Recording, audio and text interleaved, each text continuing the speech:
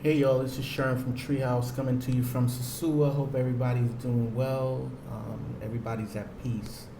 So today I had an idea. I wanted to talk about old school, and many of us hear the term, "Oh, that's old school. What's good, old school?" I wanted to talk about today, like old school versus new school.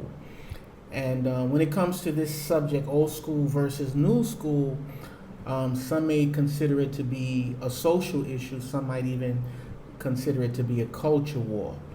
So when we say culture war, a culture war is a conflict between social groups and the struggle for dominance of their values, beliefs, and practices. So normally a culture war is a struggle between two groups. One of the groups is trying to dominate the other, and they want their beliefs and values and practices to be paramount in that particular society.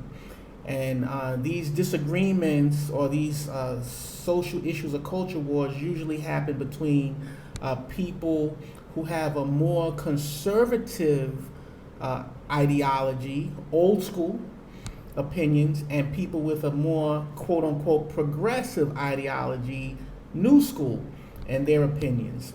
So basically, it's a conflict between people who have different ideas, ideals, beliefs, and philosophies. So then the question is, well, what's the definition of old school? Well, old school refers to a previous generation of a subject, the idea, an object, or a person. Typically, these ideas or these old school ways are highly regarded, and in many instances, these old school ideas or things are the thing that started something. So it could be music or fashion. Some might say that's old school. So old school, in this instance, is where it all started. That's what old school can refer to.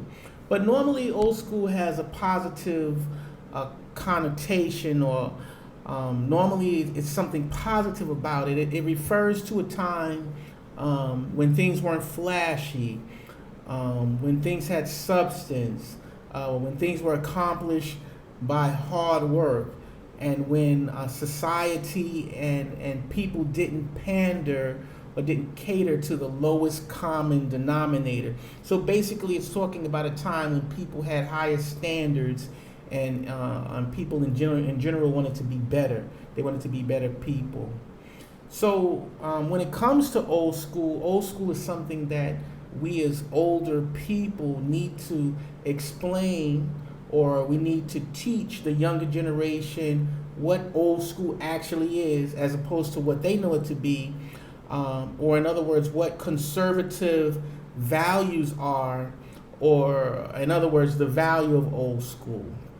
So that's kind of what our goal is, to teach younger people what actually is old school. Many times we hear the word conservative, or we hear what is called conservatism. And for many people, it has a negative connotation because of the political climate. So some of us might feel that old school is something that relates to, or conservatism rather, is something that relates to Republican beliefs. And in this climate, this political climate that we have now, many of us equate Republican beliefs with extremism. It's something that they're just doing too much right now. Many of us might be Democrat, and when we think of conservatism, we just relate it to the Republicans, and we like, nah, I don't want any part of that. But by definition, that's not necessarily the case. By definition, that's not what conservatism is. Conservatism, or conservative ideas, is something that we all hold. We all have conservative ideas, but we don't necessarily know that we have these conservative ideas. Some of us don't even know that we actually hold these conservative beliefs. And this conservatism is actually what we call old school. So to be conservative means to be modest, to be humble, or to be cautious, not to do too much. So that's what it means to be conservative. So, what actually are the principles of conservatism? Well, there are 7 basic principles of conservatism. There are 7 basic conservative ideas. So, the first one is individual freedom. So, as we know from the Constitution, we as people, we have the unalienable right to life, liberty, conscience, free speech, the ability to exercise one's religion freely, the ability to pursue happiness, the ability to own property, to build wealth, and to defend ourselves and our families. So, the first idea of conservatism is individual freedom, and those are the ideals of individual freedom. We all believe in that. The second idea of conservatism is what they call limited government.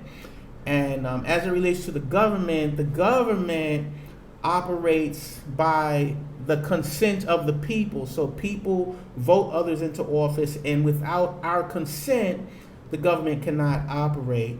So we have the right to make our own decisions, and basically this conservative idea is that the government should not be in all of our business. The government should not encroach on our rights. The government should not have its hand, in other words, in all of our business. Third rule of conservatism is what's called rule of law. We always hear this, rule of law. We're a country of rules. In other words, to maintain order and liberty and to maintain a civilized society, we have to have law. And so basically, in public and also in private, virtue should be encouraged. In other words, people should have good behavior whether they're in public or whether they're in private. So this is what virtue is. And then it comes to justice. When it comes to justice, justice should be administered equally to everybody. There should be no difference in how justice is administered. So we believe in that. We believe in rule of law. That's the third rule of conservatism. Fourth rule, conservatism, peace through strength.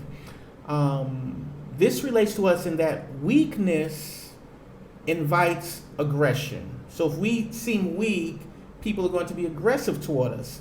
So we have to remain strong, and we also have to be fully prepared and capable of defeating our adversaries under any circumstance, and at any particular time.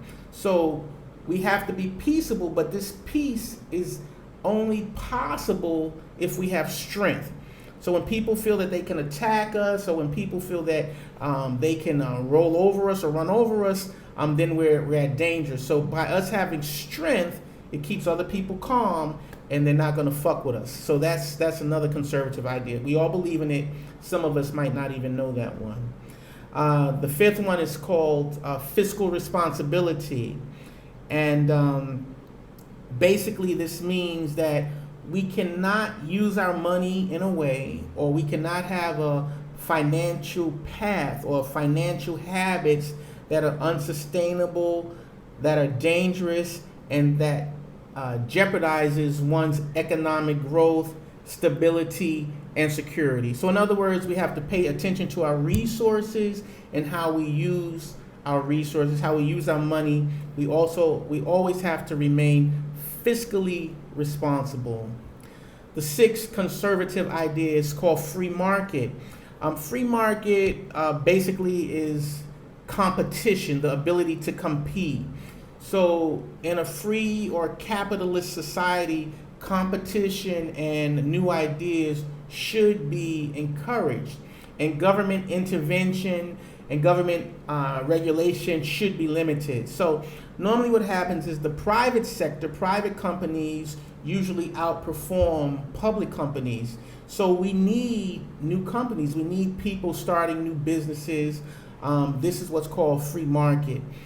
Free market is where, or free enterprise is where when people work hard and they make sacrifices, they're going to reap the rewards of their hard work. And when this happens, this spurs on the economy, and this enables us to have a great economy. So this is number 6. That's called free market. Then the seventh and last one, in this particular area, is called human dignity. And this idea is that because all men are created equal and all men are created in the image of God, each and every life has great value and great dignity. And so some people might remember the quote, every person should be measured by the content of their character. In other words, we don't judge people, or we shouldn't judge people by the color of their skin. We should look at them individually, look at their character, and that's how we make our judgment on people. Human dignity, not based on the color of a person's skin, but based on what they're doing, the content of their character. So those are the basis of what people call conservatism. Those are the 7 principal ideas of conservatives or conservative ideas. In other words, that's kind of what old school actually is. So basically, we need to know what old school actually is, but the most important thing is we need to have the courage and the confidence to teach it to the younger generations. And some of us are misguided, and some of us older brothers and sisters fall into the pitfall of trying to be like the younger generation, trying to act like them, trying to dress like them. We have to keep in mind that they're younger, they're uninformed, and there are many things that they don't know, and it's our obligation, our responsibility to teach them. So some of us older folks, unfortunately, have adopted and picked up the habits of these young people, as opposed to setting an example. And some of us are even scared, as it relates to stand up for what is righteous. Sometimes we just accept things because maybe we don't want to rock the boat, but we need to understand what values are, and we need to stand up for those values, and we need to set an example. So many times when we see people acting out, younger people or the newer generation acting out, wilding out, we get distressed and we get disappointed because of their behavior. But the reality is, it's our job as adults, as older people, to teach the younger ones. And these younger ones, they could be in their 40s, 30s, 20s. If we're older than them, we have the responsibility to share good information with them. So how would they know if we didn't teach them? How would they know if we didn't share the information? It's our responsibility. It's our responsibility to do that. So many people hear the term old school, they talk about it, but they don't know what old school actually is. If we're interested in making a change in our communities and in the lives of others, we have to talk about it to those who are willing to listen. So basically, it's a situation where we have to be courageous, we have to be honorable, and we have to be willing to share. We have to be willing to speak up for our values. And if we do this, it's going to be a general help overall. It would be a positive input in the community, and it would help younger people reflect better the greatness of who we are and what we stand for. So as the older generation, we are absolutely proud to be part of the old school. So anyway, peace and blessings. Thank you for tuning in. More information coming up in the future. We love you. See you soon. Bye-bye.